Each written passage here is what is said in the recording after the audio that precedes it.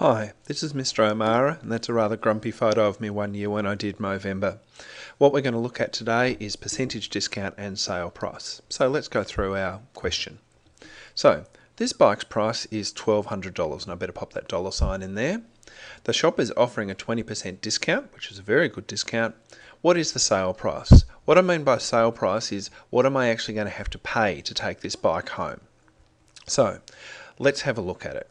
It's $1,200, so we know that, and they're offering a 20% discount. So instead of having to pay the 100% of the price, they're letting me off the hook for 20% of it.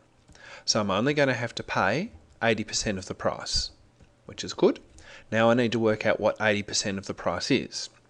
So I know that 80% can also be expressed if I move my decimal point 2 places as 0.8 or 0.80, depending on how you count it, but it's the same thing.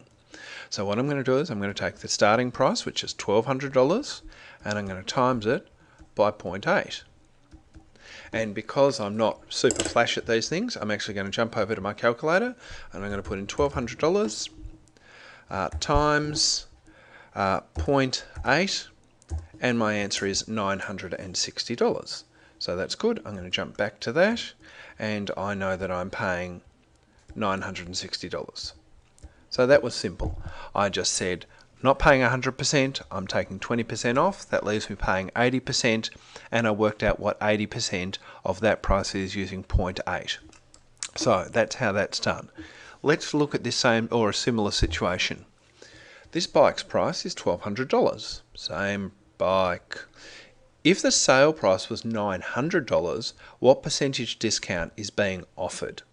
So how much are they taking off? Now, first of all, I need to know how much they're taking off, because otherwise I can't work it out as a percent. So it was $1,200. They only want me to pay $900. So they're letting me off the hook. It's a $300 discount, which is a pretty good discount.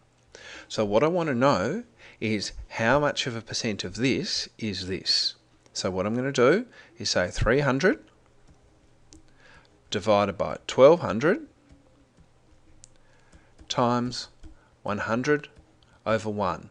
And that's going to give me the percent off. So again, what I'm actually going to do is I'm going to knock off some zeros here, because there's zeros at the top and bottom and they're cancelling each other out. So I'm in fact going to jump over to the calculator and calculate 3 divided by 12, and then I'm going to times it by 100. So let's go across to the calculator. Let's clear off that last one. So there we go, we can see it underneath. 3 divided by, and I'm just looking for divided by. I might just use the keypad here since I'm having trouble seeing it. Times minus divided by, there it is, divided by 12 equals 0.25, which I'm then going to times by 100, and that will bring me up to 25.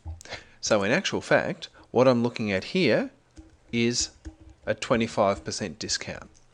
So if we go back to that previous slide, you can see I had a 20% discount that brought it down to 960, and if it were 900, then that would be a 25% discount.